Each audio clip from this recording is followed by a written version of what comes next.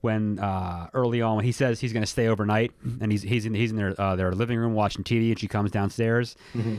Are you using those practicals that are on there for a lot of that lighting, or are you still balancing stuff, or how are those helpful?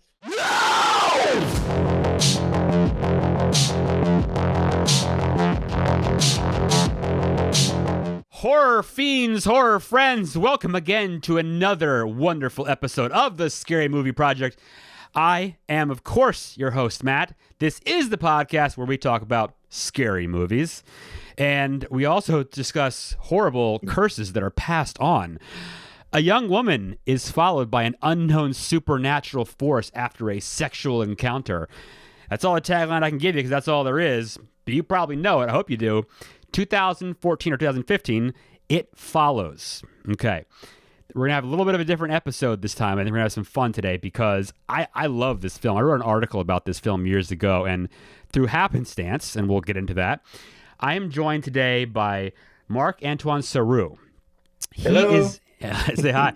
He was the gaffer on this film, which is and folks out there, we'll get into those terms. Basically, he did a lot of the lighting is what happened in that film. And this movie is tremendous. So, Marc-Antoine, I want you to say hi to everybody. I want you to kind of quickly mention, and for those out there, give a quick recap of what a gaffer does so everyone knows listening now kind of what you did before we jump into this. Okay, so I was a gaffer, which means it's called now the chief lighting technician, There you go. and we're in charge of the lighting. We right under the cinematographer, and we worked with a key grip. So gaffer and key grip, or chief lighting technician and key grip, work together. They both are head of their own team.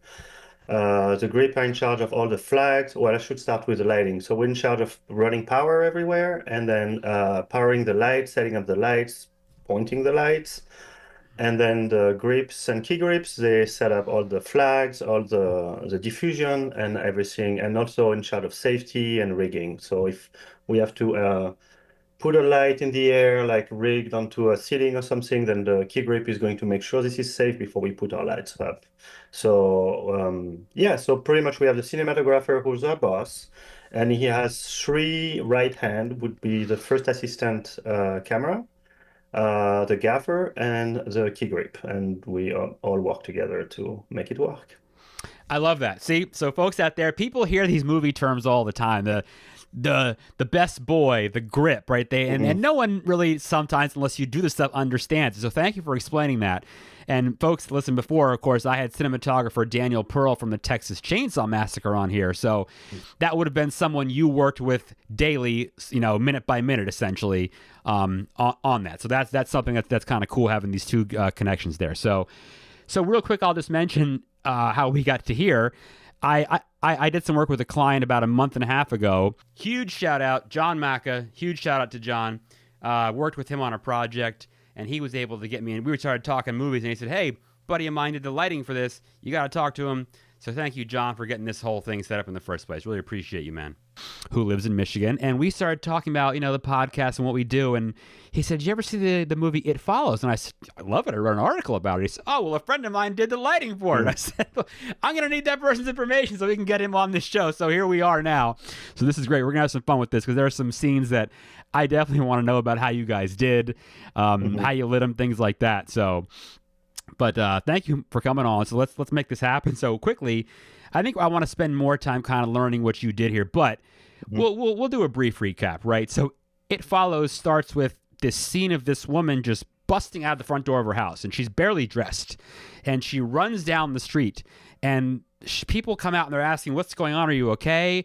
What's happening? She runs across the street. She runs down the street. She turns around, comes back in. And this all happens on one unbroken take of a camera just panning basically 360 while she's doing all these things. And then she runs back in the house. We see her come back out. She gets in her car. She drives away. She's at a beach at night. Headlights are on. Great shot, by the way, you guys did. And she's calling her parents and saying, I love you, and I'm sorry for being mean sometimes. And there's just this hard cut of her mangled body, and her leg is just it's awful. And you're like, what is going on? And we jump into our main character, Jay, played by Micah Monroe, who's great. She's outstanding. And she's living in the Detroit area. She's going on a date with her boyfriend. he sees some weird woman he wants to leave. They have dinner. They go and they have sex, right? And they're at some old abandoned, Packard Mill or one of those old car places or whatever there. Well, after that, he grabs like chloroform and he puts a rag over him and he knocks her out and you're like, what the heck is going on here? She wakes up a little later, tied up in a chair, and he's explaining, hey, I'm really sorry about this. I'm not going to hurt you, but I have this curse and I gave it to you and I have to pass it on now through sex. And if anything happens to you, and then he explains how someone's always coming after you, and he sees this woman and she starts coming after them. And it's like terrifying. She's this naked woman. And he's like, I had to show you so you'd understand it. If it and if you can't, it doesn't happen to you, they're going to kill me. And this whole thing goes on and on and on. So I had to have sex with you to pass it on. And you're like, what has happened? It's so weird. Mm-hmm. Turns out this guy's not who he is. They find out who he is. They go to his house. They talk to him, her and her friends. And he explains it all again. And her friends are like, what's going on? And he says, you need to get out of here. You need to go find somewhere to be safe. My advice to you is to have sex with someone, pass this on, get rid of it. And during all these things, these weird things are happening. She sees this woman in the kitchen of her house, like urinating on herself, and that super tall guy that comes in. She opens the door, and her friend is there, and there's this like 7-foot tall dude just busts in the room, and you're like, as the audience, like, what is? Oh my god! But only she can see these. Only the people that have this curse or whatever can see these people. And so, like, literally, it is following them. And then they go with the neighbor. The neighbor, what was the neighbor's name? Greg, I think. And they go up to, they go back to his house. He's got like a lake house, I guess, like Lake Michigan, probably kind of thing. And they're all hanging out there. And we should mention also, it's Jay, her sister, or our sister's friend, and then another guy or a friend of theirs, Paul. So there's like 4 of them. Mm-hmm. And they're hanging out by the beach. And I love the scene where they're all just sitting there. And you see her friend, is it Yara, I think is her name? Yeah. And she's just kind of in the water, like, floating back and forth. And they look behind her and you see Yara again, what looks like her, walking up behind as the entity. So it's taken the form of her friend at this point. And then they're sitting on the beach and you're sitting there and all of a sudden her hair gets pulled up out of nowhere because they can't see it, but they see her hair. And it's like, oh my God, now they're seeing this stuff. So her friend Paul whacks the thing with the chair, and then he gets thrown out of the scene. Jay takes off. She runs back to like the boathouse they have. They're all hiding in there, and Greg's saying, there's nothing out here, don't worry about it.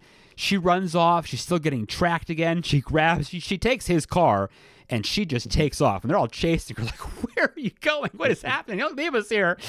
Crashes the car. Wakes up in the hospital later. Broken arm. She's all banged up. At this point, this stuff is just so weird. And I'll also point out, like, maybe we can get into this, where are, like, their parents? You never see, like, any adults or any parents in this film. It's like, these kids are just living this crazy, like, dream and this weird, this alternate, like, universe almost, right? So it's just so wild. And then eventually what happens is they decide, okay, Jay has sex with Greg. I'm going to pass it on. As a couple of days go by, he says nothing happens. He's not seeing anything. Nothing weird is happening. Okay, so then they decide they're going to finally kind of get rid of this thing.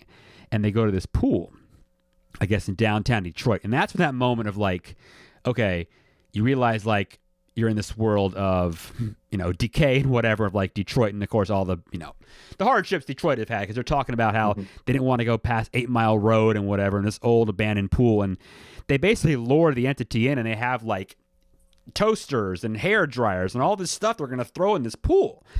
And I guess the spirit of her father shows up. So Paul's got the gun. He starts to shoot. He misses a couple times, hits her friend, but eventually he shoots the entity dead. Jay gets out, and they're like, well, they can't see it, so is he gone? And she just looks over, and the pool just like fills with blood. And then there's that scene a couple minutes later, and Paul's been trying this time to kind of get with her and have sex with her anyway. And eventually they do, right? Now, do they pass it on? We don't know. The film ends with 2 of them. They're holding hands. They're walking down the street, and you see these couple shots behind them of this person just walking behind them, kind of like coming around. You're like, okay, is that the entity? Like, I don't know. But, and then it wraps. And as the audience, for me, I'm like, okay, that was great, because the things that I take away are, okay, it's got like jump scares, yeah, like the guy and like these random people, like the tall man and the naked guy on the roof, and these just and the old woman at the hospital following her down the classroom.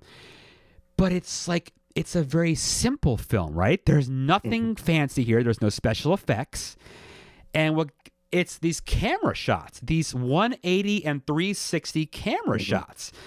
Like that one scene in the school when they're looking up the yearbooks, and it does a 360 almost two times of just moving around. The beginning scene, like we mentioned, it follows her around the block or as she goes around, and it just is so simple and it's so good, and it's super spooky, and it's just this really fear of this thing coming to get you. And of course, obviously, like, look, we're passing on a curse. We're talking about, analogies and whatever of STDs and Mhm. AIDS and things like that. There's just there's so much like kind of to it, right? But I don't want to take away anything. But anyway, so you were there, you shot this whole thing. Tell me about, well, first of all, actually, you know what? I want to ask you a question.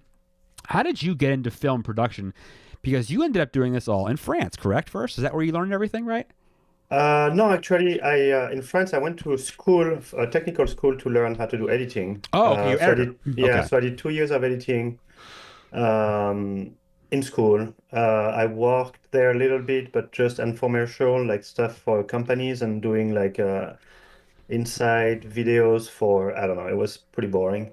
Like Editing almost work. a, Yeah, yeah, right. yeah, Editing, almost a exactly. desk job I was Yeah, doing yeah, for it this is. company. Um, and then I came to Toronto first. I moved to Toronto. I did editing on a very first feature, very low budget. And I always loved editing, but I started doing lighting in Detroit because Okay. the first 6 months I moved to Detroit, I wasn't allowed to work or make money because I was waiting for my visa to clear and Hmm. all that stuff. And I found a group that would make, it was the beginning, not the beginning of the internet, but the beginning of YouTube. Like it was Oh, just starting wow. to get up, and we That's were awesome. doing, I found this group of people in Detroit who were doing a sci-fi TV show. And so I joined them. It was all for free, all volunteer Hmm. stuff. So it was perfect because I couldn't make money Right. anyway. And I was able to meet a lot of people doing that, and it was a lot of fun. And I did the first episode, I did the editing, and then the second episode, you can do, you don't have to do only editing, you can switch over. And so I started doing lighting on the second episode, and the DP was this British dude, and we got along really well, and I learned a lot from him as a gaffer. And then Wow. after that, I did my first movie I did as a gaffer was actually the first movie that Robert Mitchell Okay. directed, called The Myth of the American Sleepover. And I did that too. It was also super low budget, also unpaid, but again, I wasn't really allowed to make money, so it was fine for me. And I realized that, oh, I have so much more to learn, because the DP was James Laxton, who's a great DP, very young at the time, but I learned a lot from him too. And yeah, and then I just stuck to it, and I loved being on set. I was tired of being at home working from my computer, and Hmm. so I decided to stop doing editing and I just do lighting now. And so Okay. I wasn't only doing gaffer, of course, I was also just an electrician or set lighting technician. Yeah. And so I would do over the years just half and half, half gaffer, half just crew on lighting, but just doing lighting the whole time. So then, how did you get the invite then to work on this film? How did you get that? So I worked with well, it took a long time to get there because I did that first movie. So at first, David Robert Mitchell, who's local from Detroit, is born in the suburb of Detroit, Clarkston, Michigan, I think it's called. Okay. If I remember correctly, I may be wrong. Um, but anyways, from the suburb of Detroit, and so he came back. He was in Los Angeles at the time. He was also a movie editor, or doing editing in Los Angeles. He came back to do his first movie in Michigan because he had his family to help. He has a lot of, stuff, and it was really easy to shoot in Michigan compared to Los Angeles. It's cheaper. People are excited to see you shoot in the Yeah. neighborhood. They help any way they Right. can. It's not grumpy like LA. In LA, everybody is grumpy when you shoot next to their house. Right. Um, but anyway, so he came back. We did that. I did another movie. No, and James Laxton gave my name to Michael Julakis, who is a DP on It Follows. Hmm. At the time, Mike G, or let's call him Mike G, Mike Julakis, a great, great, great director of photography, my favorite guy to work with. But he was a gaffer at the time. He was, and so he hired me as his best boy electric, as you were saying. The best boy is Best boy. That's right. the assistant of the chief lighting technician. So I was his assistant, and I learned a lot from him. And we did this movie in, it was like a punk rock drama that we shot in, I forgot, in Cleveland, Ohio. It's Okay. Ohio, right? Yeah, Cleveland. Anyway, we shot there. That's where I met Mike G. And then I moved to Los Angeles. I lived there for 4 years. I worked Hmm. more with James Laxton and Mike Julakis and other people. And yeah, I became union there. So I Nice. was part of the IATSE stuff. And then I came back to Michigan because my wife and I were pregnant, and we're like, I don't know about raising kids in Los Angeles. And my wife is from Michigan. I'm from Okay. France originally, but she's from Michigan. And that's how I moved here. And first thing I come here, Mike is calling me and say, "Hey, I have this movie. David Robert Mitchell is coming back to Michigan to do his second feature. It's called It Follow. It's a horror stuff. It's good." And I read the script. I'm like, "Oh, this is really good." Like Yeah. there is sometime you read the script and you don't know if it's going to be good. You say it could be good if it's well made, and but knowing David, who's very meticulous and very, specific director. And reading the script, I thought the script was amazing. And knowing that it was him doing it, I thought it was going to be a really, really good movie. And Mike Julakis being the cinematographer, it was all like my dream coming true. Like we all came back and worked together on that movie, and it was so much fun. I mean, hard. It was a hard project. It Yeah. was low budget. We were paid, but like it was a long hours, very long nights, and but it was I had a blast. It was fun. That sounds awesome. That's the kind. It's Yeah. perfect. It's like that perfect mix where you say you're getting the right people and the folks you wanted to work with before, and you get to work with them again, and that's so Hmm. cool. I think that's great. So And while shooting it, I could tell like what we were shooting was like really good stuff, like it was everything felt right.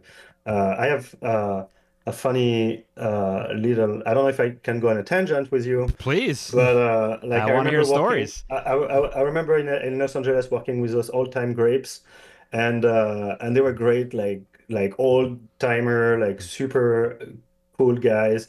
And I talked to them and like, oh yeah, what did you do? And it's like, oh yeah, no, no. Someone told me they worked on Pulp Fiction, and I'm like, Oh oh, you worked on Pulp wow. Fiction? And it's like, oh yeah, the whole time we were working on this movie is like, what is this shit? It's going to be terrible. This movie is crap. Like they had no like respect for the movie. They thought it was Wow. going to be terrible, and then it became Pulp Fiction. So you never know That's what crazy, you're right? working on. A lot of these folks, I know they don't think much at the time, and then some people still like these folks make these movies and 20, 30, 50 years later they still don't think much of it, and it's like Hmm. I get it in the sense that it's your piece and you think differently than most the audience does. I get that, but that is funny. So I think what's so important to kind of talk about is the fact that when you make a movie or you make a video, whatever you're shooting, right? It honestly, if you don't have the right lighting or the right mood, I mean, that is, you can have $10,000, $20,000, $30,000 cameras. I don't care, right? You have to set the mood. Lighting dictates what these scenes look like, right? I mean, you use for a living. You understand this, right? And I mean, talk about how important it is, to be able to light that scene right to tell that message, right? How important is that? That's a good question. I think it really depends on what you shoot. I think for horror, uh, lighting may be more important than other genre. Hmm. Um, but then you can see people going around that and making a whole horror movie in like broad daylight. Like Yeah, right. what was that? Which you guys did though.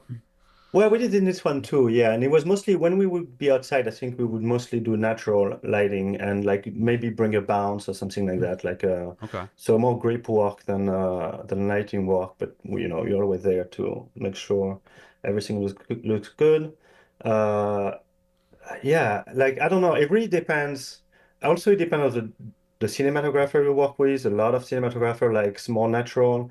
Sometimes, if you notice the lighting, it takes you out of the story. Like if I remember seeing the movie like that, where like every shot was like, wow, it's beautiful, but then I didn't really care for the story itself. Yeah. And it almost took me out of this movie Mm, by the lighting being too pristine, too warped, too perfect in a okay. way. Yeah. So it just has to be in like with the story. So as long as it's you know what you're going for and like what look you're going for the whole story, you don't want to deviate and stay on that mental space to so the whole movie looks like like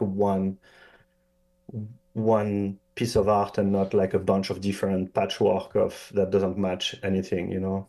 Oh yeah, So and I think you guys did a really good job. It looks, you can tell, right? So then it's so exciting to watch, shooting a scene and watching the scene transform, when you start bringing in the lights and you get the look you want. Because there's the one thing one scene I want to ask.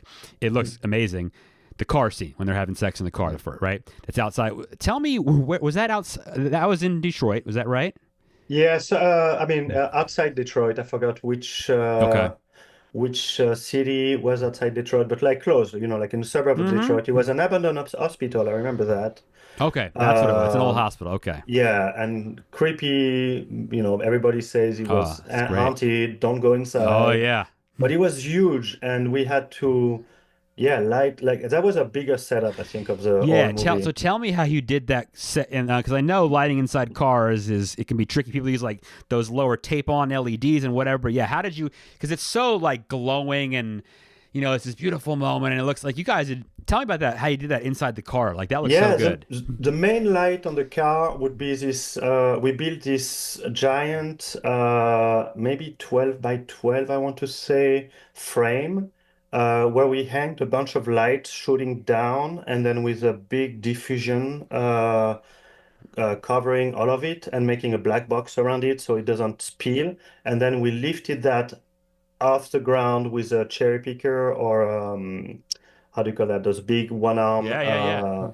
thing. And as a caveat, I have been out of the business for a year and a half, so I'm already losing all my Losing the lingo in terminology. movies. Movies. What do you say, cherry picker? Anyway, Yeah, that works.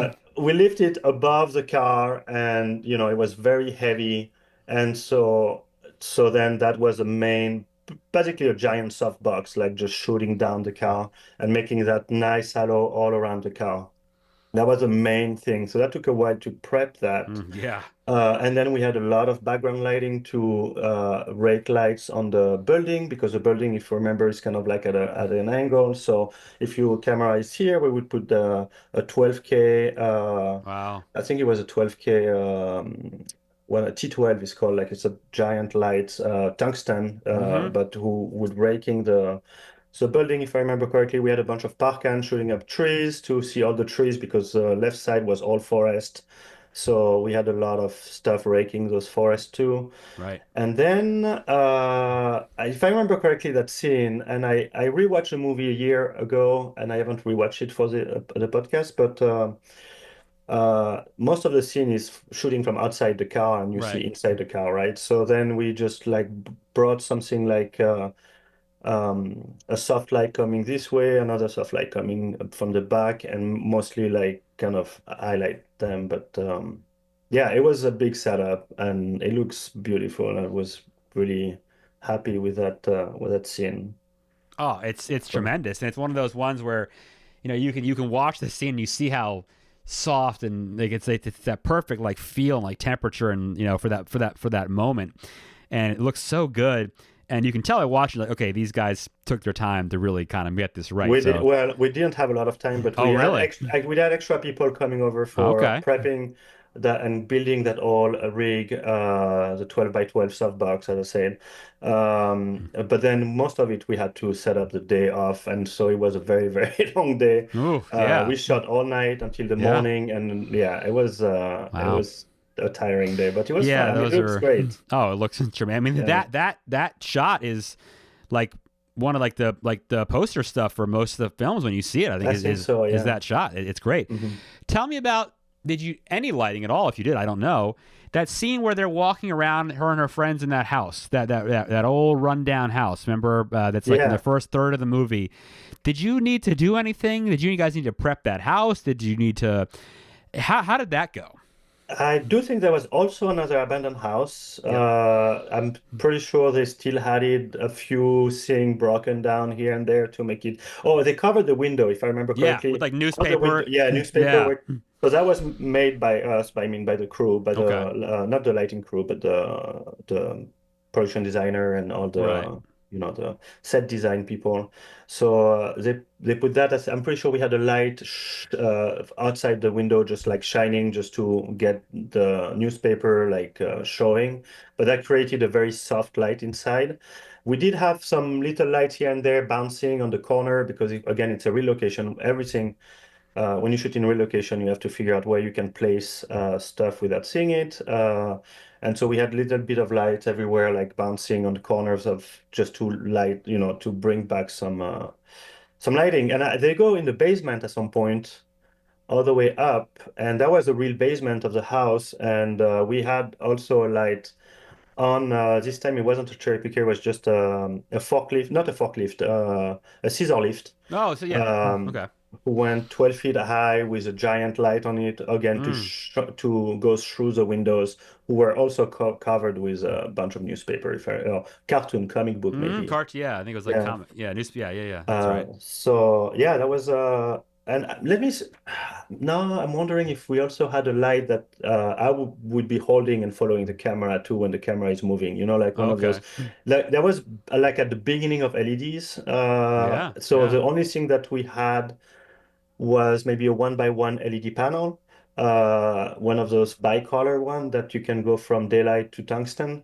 And then, of course, we had a little softbox that we built because it didn't even have chimeras for those, if I remember correctly. I may be wrong on that, but and I think we were maybe following that just to give a little more on the eyes, eye light and stuff like that. So, Right. yeah. There's lots of outdoor stuff. So talk about that the house they go to, the the lake house. That's all daytime, and they're just walking around, and they're on the beach, and they're in that little shed. Nothing looks like necessarily scary. It's not nighttime, it's all daytime, Mhm. right? So what did you guys do? Are you putting up any crane lights like you said again? Are you lighting stuff from above? How did you, or what did you do for that, if anything? No, for because it was also like a fairly low budget, we barely did any lighting Okay. at well, no big lighting anyway. So we would always have on standby some 12 by 12 um but like just a rag that you bounce light. So the grapes are in charge of that. They get it ready, and like if there is any sun, if I remember those scene, it was like kind of cloudy. So when it's cloudy, there is not much you can do. A lot of those scenes are shot from wide angle too, so Oh you can't get yeah. any close to the actors to do anything. So all that were very like kind of hands off in terms of lighting. Okay. We would always have a 4x4 foam core, like just to bounce light, like if the Sure. camera get close, just to get something like that. But I think when they go in the garage, we may have some light shining through the back entrance Okay. because there Yeah. was like a garage coming in. So inside the shed or the garage thing where they hide, we did some lighting there. But it was fairly minimal. It was actually kind of a break for us. I remember that Ah. all Yeah. Yeah. that all place That's because we true. all stayed there. All It was right. kind of too far away from Detroit to yeah, I think we all slept there or something. I don't Sure. remember exactly. And we Yeah. stayed Where like where was two or that? Do you three. remember where that was? It's on Lake. Oh man, I'm so bad with name, but it's on Lake Lake Michigan. Erie, I think. No, Okay. no, because it's by Detroit. Lake Michigan is on the other side. Let me. Oh, Superior. yeah. Wait. Lake There's St. Clair. No, is it Lake St. Clair or is it hmm. this one, the big one? I think we were close to Port Huron. Yeah, Port So Huron. And what? Lake Huron, maybe? I Yeah, don't Lake know. Huron. Thank you, Lake Okay. Huron. Yeah, I'm yeah, just like that's the naming one. the lakes. I don't know. Yeah. So that was Lake Huron. So it's Okay. like a little far away from Detroit. So I do think we stayed there in the house, and I think it was like a house from a family friends, like of Sure. the director of Sure. David Robert Mitchell. So yeah, it was great location, Oh yeah, it's and it was a beautiful. little bit of a break for us, That's a good thing. if I remember correctly. Yeah. So what about? I'm curious about, and you may not know about it. I'm not sure if you were just focused on what you're doing. I saw that, and you mentioned it too. The wide lenses. Do you remember what cameras and what size lenses they were using? I mean, are we talking like 20 millimeter, like even wider? Do you remember? So I'm not a camera guy. I Yeah. do seem to remember it was mostly the Alexa. Oh, okay. Ari Alexis. Okay. And I think it was right at the beginning too of the Alexa coming Oh out. yeah, sure. And I do think we had the red for Mm, the few shot we did in the water, in the pool, because we needed like to put it inside a casing. yeah. And so we need a smaller camera. And I think the red camera was used for that, if I remember correctly. Um, but I think mostly was the red, the Arri Alexa. Okay. And for I do think it was like 18 millimeters or Wow. something for Yeah. the lens, but That is again, wide. I'm not the most. No, that makes perfect sense. So you know what though, I actually have a question about that. Is now I don't know if this is something you even prefer.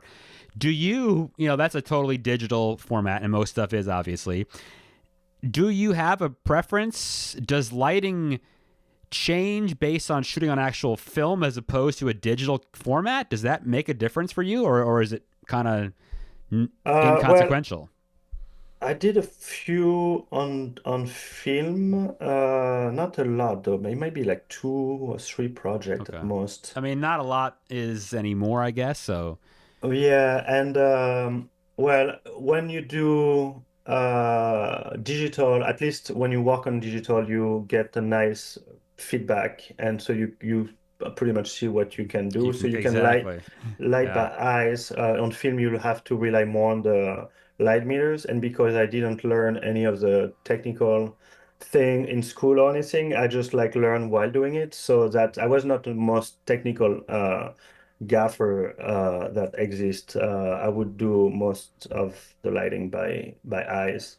Hey, it's And so okay. when I had to use my light meter, I was like, oh shit, like, Nah. I have to use my light meter now. Right. And yeah, but yeah, I don't know. Like, so I'm most more used for sure to work. I worked way more on digital, and as a spectator. Honestly, I don't think it matters. It depends on the project. Like I think, I'm glad some people still shoot with film and it's beautiful to watch. Yeah. And but I'm also seeing great movies shot in digital, so that doesn't really bother me otherwise. It was funny. I was finding old footage the other day from an old mini DV camera that I bought so long ago, a Hmm. Panasonic, and it was one of the first ones that had 24 frame in it. And I thought it was the greatest invention in the world. And I shot so much. Oh, it was great. And I watch it. I'm like, yeah, it's pretty old, but it was still fun to do. So technology is great. All right, this is the one I want to know about. Then is two of them, actually two ones I want to know. I love the bedroom scene near the end of the film when she's just kind of laying there and they're kind of asleep. Her sister's there, and it's just Hmm. kind of. How did you do that inside there? That's like a nice soft look, and then I got it. You got to tell me about how you guys did the pool at night. I want to know about that one too. Well, so that's I wish I took more notes while I was shooting, but we were always running around and Right. trying stuff. I remember like using very soft light for that for sure. Yeah. Which might be, I remember like the bedroom was upstairs, so I remember we had a scissor lift to go through the windows Okay. with a bunch of light. And I'm wondering if for this one we didn't, instead of shooting straight through the window, we turn it uh, and bounce it back. So, like if the window is behind me, we have a big bounce, maybe 6 by 6, and we would like bounce the light on that to make like a very soft light coming inside the bedroom. And Mike G is super technical. He was a gaffer before he became a cinematographer. So he knows how to use his soft light and he does it in the best possible way. And I'm just like, Yeah. you know, doing what I can help him with. And then because as a gaffer, you kind of adapt to your boss, to your cinematographer, and you have some cinematographer that come from the camera side, and they're not as technical with the lighting, Right. and they say, I want something soft coming from here, and I want like a harsh thing there, and then you make it happen with all the lights you have. But Mike G is like, I want this light here with that diffusion, with that thing. But then he's also totally open to ideas and like, hey, do you want to also try maybe that and that? And it's like, yeah, yeah, try it. And you know, so, but he's a type of guy that know exactly, he has this image in his stuff and he's so technical and so perfect. And he's a great cinematographer for that. And that's really good to be able to have somebody that can, is open to your ideas, who that wants to, how do we, Yeah. what do you think about this? Will this work? Because it's all about collaboration. Otherwise, you Mhm. never, it's so hard to get it done. So yeah, how about that end scene with that pool? What did you guys need to do in that pool to make that scene happen? We did have a light inside the pool, one or two actually. We may have two on each side, just like shining light inside the pool, and it's always like kind of crazy to think like, oh, I'm putting a light that's on inside the pool. Right. There's always that moment I where you like know. drop the light because I was not in the water for this one, but I was the one dropping the light in the water, and I had a guy in the water like placing them.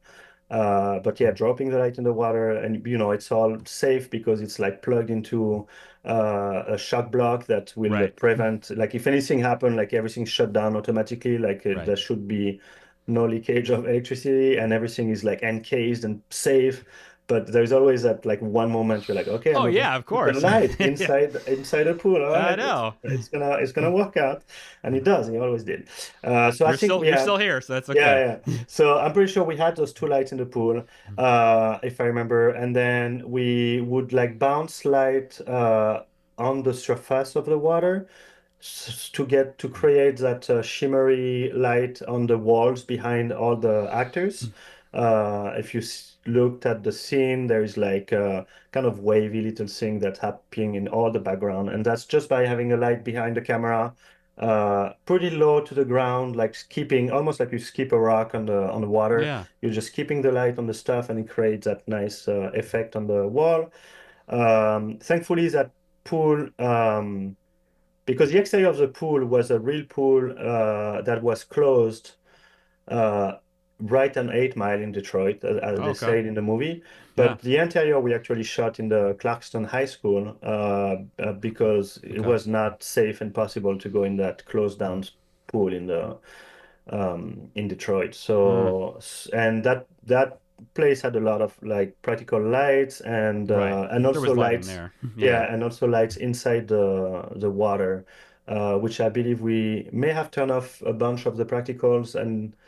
But we did keep the lights inside the pool. But yeah, my memory is a little foggy on exactly that. And then we always had some type of a soft key light, either bouncing on something big and then going through diffusion, so double diffusion to create a bigger source and make everything soft and nice, and try to grab as much of the uh, place possible. But yeah, that's kind of how I remember that. You talk about practicals. Did you use like I'm thinking of that scene when early on when he says he's going to stay overnight and he's in their living room watching TV and she comes downstairs. Mhm. Are you using those practicals that are on there for a lot of that lighting, or are you still balancing stuff, or how? Yeah, are Well, those yeah, helpful? we're always using practicals. Actually, Yeah. as a funny thing, I put that light back there, and you can see kind of the detail of the light, right? And you only Mm-hmm. see it because it's dimmed all the way down. If you want to show me, I can go there and put it at where it's at normally at 60 watts, and it will just blown like totally Really? out. Do you want me Okay. to show you that for Let's the do it. soft one? Let's do it. Let's do it. We hope I'm everybody's taking off watching. that, so I won't hear you. We Watch hope that. we hope everybody's watching on YouTube so we can see what he's doing here. We're That gonna sounded actually get clear. get some real lighting here. Oh yeah. And that's Yep. how it should be. But then you dim it down all the way, and then you can see the detail Yeah. of the light. Yeah. So wait, let me get back to sitting. So S- unfortunately, when you do that, you cannot use it as a light source because but it's there, so that's a great example of what a so practical is, right? exactly. So for instance, Yeah. if I wanted to pretend that this light is making like a backlight on me and being like a rim of like light, I would have to add a light off camera and shooting down and backlighting me, and then you would think that that backlighting would come from that light, but it's not the case That is really great. because because that doesn't do anything. It's like if you look Wow. at it now, it barely looked on It's just with my yeah, but eyes. it serves that purpose. And then once you light it up, it does its job exactly. Yeah. That's a really great example, right? See, we have education on this program too here. This is great. So I've asked like a zillion like lighting. Oh, my one question I have though is Oh, but sorry, we yeah, do use a lot please, of going back to that scene where they watch TV. yeah, Um, we sometimes we can use them. Like for instance, they always on the all the lights that are practical. They always on dimmer. Let's say at one point you don't see the light, you can still like go back up on it and use it as an actual effect. But also for the TV, when they're watching TV, yeah, you see the flicker of the TV coming up and down, like it's like a mm-hmm, montage, like it's a bright scene. And that we always have our own light doing that effect. It's never the TV doing the effect. sure, So once we're on them watching TV, we will place a light with a soft thing and we'll just go. At the time, we will do everything by hand. Now you can connect it to an iPad and do the effect oh, it's awesome, pre-recorded. But by hand, we will have a guy on a light and it will be just like dimming it, high, yeah, medium, yeah, high, low, that's so cool. and it would do that flashing thing like you're watching a movie and you're just switching That the is so stuff. cool. It's amazing how anything like one of these sets, in a movie, it's never the actual device. It's always created by the crew, right? Hmm. Like no matter what TV, everything, it's always artificial. That's so interesting. I think that's so cool. Yeah, and actually, I don't even think they were putting a movie on the TV. I think we had like a green Nothing, screen, probably, right? and then he put it on the Oh, they did it later. post-production. Yeah, Oh just yeah. because I think they have to like clear the piece of the movie they want to put on. Oh yeah. So they can't Okay. just like do, unless you clear it ahead of time, but that might be a little Yep. tricky. Good So point. I do think we had just like a green screen, just green paper taped on the TV, and then they added it on the post-production. That's perfect. Okay, I never. Mhm. Wow, that's a great point. So the one that I want to know at the end here is the very beginning that we mentioned, the first scene where she comes running out the door, and that camera is going. Tell me quick. So did you do anything for that again? Or was like just a bounce? And was the camera just literally? Are we just on a tripod and we're just files? Was it as simple as that to do? Yeah, so that scene because we see 360 and it's all wide, we didn't do anything lighting wise. I do think to remember that scene was shot one of the few scene, and there is not a lot that was shot with a Steadicam. So then the guy can walk and turn around. But like the other scene where you were talking about the 360, I think was in the high school. Yeah, when they spin around in the high school. Yes. Yeah, that was not that was um, on a dolly. Oh, okay. And with the arm going up and then you turn, but the problem is like there was all this cable that kind of like start, so we had to make sure we Yeah. had enough cable to be able to turn the camera 3 times and not like Wrap it up. unplug anything. Again, we didn't have that many. Now you have a lot of stuff where you plug in the camera and you just send the signal to like the screen to watch Yeah. the thing That's live. it. But at the time, everything had a cable, so we had to make sure the cable was long enough to be able to turn the camera 3 times, and the cable would just kept turning around, turning and getting more and more tight, and so we were limited in the amount of turn we could do and the amount of Right. 360 we could do. Wow. But we did lighting in that school because we were inside, but outside, daylight, wide angle, and going 360, we didn't do anything. It Okay. was just a key grip That sounds yeah. walking behind the steady camera to make That's sure it what I doesn't fall, that's what I for safety. that's what I figured. Cool. So you guys did a lot. I mean, you guys were serious problem solvers. Obviously, you had a limited budget. You made these things amazing, and it's one of those films. Again, like when you watch it, like yeah, there's like I think I wrote in my article. There's not much to this, but that's like I said it in a good way, right? You guys did amazing work with not a whole lot. So. You guys, incredible job. You should be very proud of that. I think it's a great. It's a great film, and I know they're going to be working on trying to make a sequel. I guess soon. Hmm. I don't know how much you know or involvement or whatever with that, but I wanted to ask you something though. You have done some work, I think, with director James Wan, I think, and you've done. Hmm. Did you do some work with like Eminem for like 8 Mile, or you work with those two? I want to hear about that. Yeah, James Wan. What Love was the James Wan. movie? Saw and oh my god, his stuff is great. I I'm not as big of a fan as you are on his movies, but I did really enjoy working on that one. It was called Inception, I think it was called. Yeah, or No, Inception or no, Insidious. Insidious. Thank you. I always Yeah. mix up the two Yep. titles. Yeah, Yep. Insidious. So yeah, Insidious. That was the first one, and I didn't even know it was him. I was not a gaffer on that. I was just a set lighting technician, Okay. and I was called to start setting up all of stuff ahead of time. And then he showed up, and he's like the happiest person on earth. Like you can tell he's like living his dream life. He He's like, is. I think "Yeah, we're so. going to do this. We're going to do that," and he I was think so so. happy and excited and so fun to work with. It was very nice. Like. Yeah, it was just a blast to do that movie. I don't remember if I did the whole thing, but I remember setting it up, shooting the f at least a week or 2 weeks, like with the big monsters that come. Like I forgot the. So I remember a few scenes of that movie working on, and yeah, it was a lot of big setups too, Oh yeah, and it I was bet. a lot of fun to do. That's Uh, awesome. and it's always nice when you see a director who really enjoy what he's doing, and he bring like an energy to the. But again, I'm not like the biggest fan of him. No, But but it's you were funny there. because Yeah. I noticed that I did see your podcast about Dracula by Coppola, and that's like Oh one of my yeah. favorite movies Oh, too. it's one of my yeah. I I love I that love movie. that movie so Yeah. much. It's so beautiful, and I can imagine you must really love the colors and the light. I mean, because that just it's Yeah. so over the top, and it's just beautiful. It's over the top, exactly, and that's why I like it. It's just like so cool. It's so beautiful. Have Mhm. you seen the new Nosferatu, Eggers' new movie? Did you see it yet? Yes, I What did do you not like it. didn't like it? Huh? No. Okay. Wasn't No, for no, you. because I think I was too, like, first of all, I went to see it without knowing anything about it Okay. because that's the way I usually like to see my movies. And I mean, I knew he was the director, and I've watched The Witch, which I wasn't, I liked, Oh, loved it. didn't love it, but really like a lot of the stuff. I thought it was just praying too much in it, so Yeah. took me off. Yeah. But I liked a lot of the cinematography and everything in it.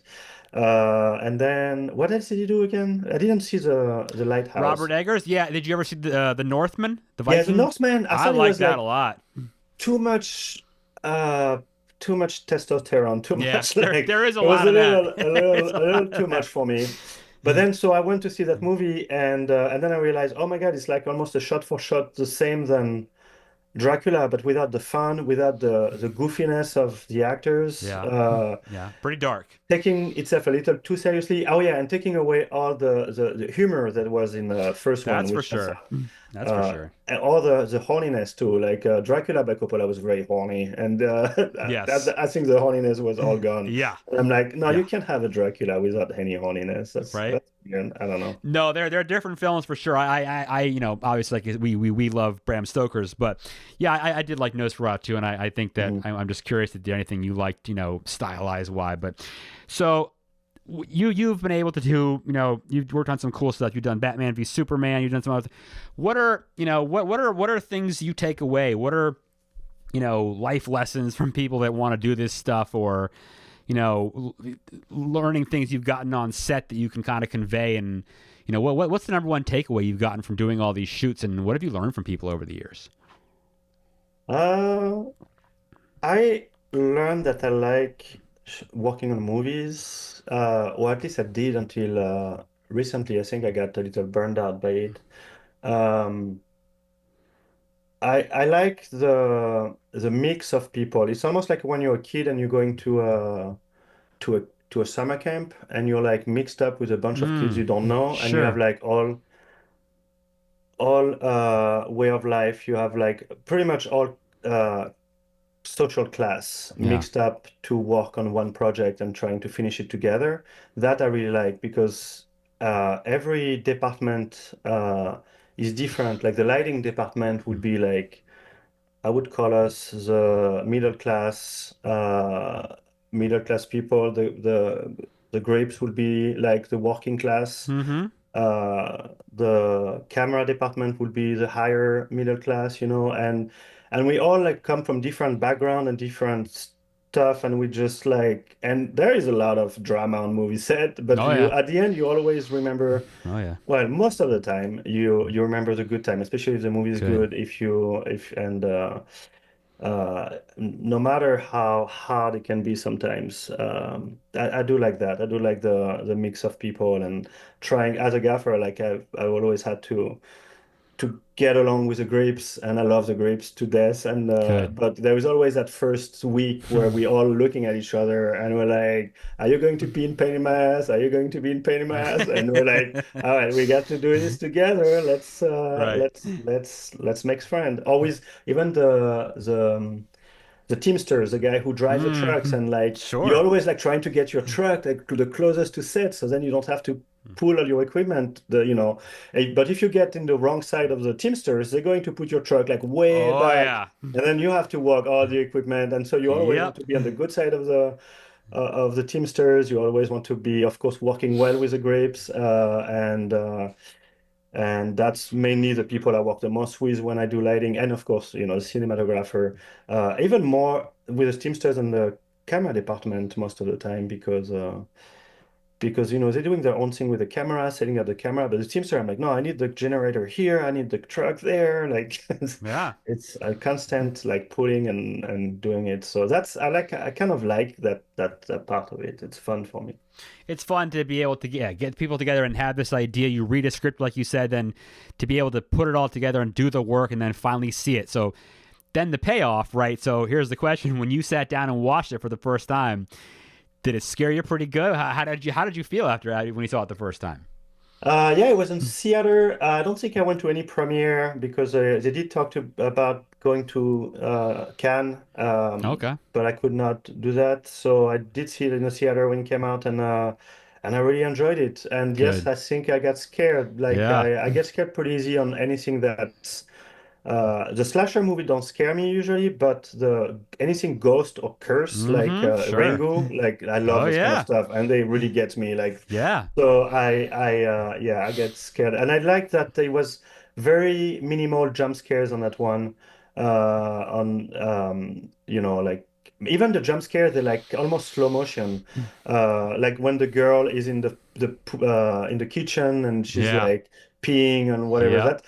That whole scene is like just slow motion. If you remember, she comes and she starts Yeah. screaming, and then It's you it's see scary. her. It's just like, whoa, that was so cool the It's way the scary. way it was edited and stuff. And the tall guy you were talking about Oh, actually that was one. a That freaks me yeah, out. that's like the biggest jump scare of Oh the whole God. movie.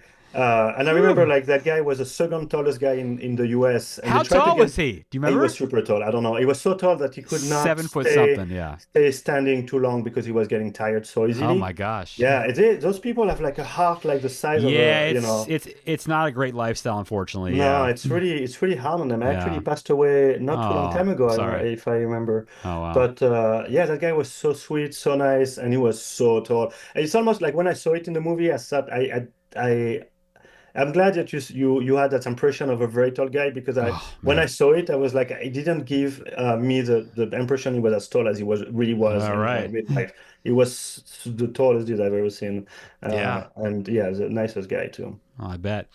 So what is next for you? Going to keep doing? You going to keep working in films, or are you how do you, what's your next projects or anything coming up? No, I've been farming for a year and a half, and I'm enjoying it way too much to go Excellent. back to filming. Like There you one go. thing that I got tired of, and I'm behind the curve now, was doing lighting was becoming more like a computer engineer, and you had to have the iPad and all the Hmm. Oh lights, yeah. all the Okay. LEDs, like get into stuff. So you start pushing buttons instead of communicating with the crew, like what to do, and you have Okay. to.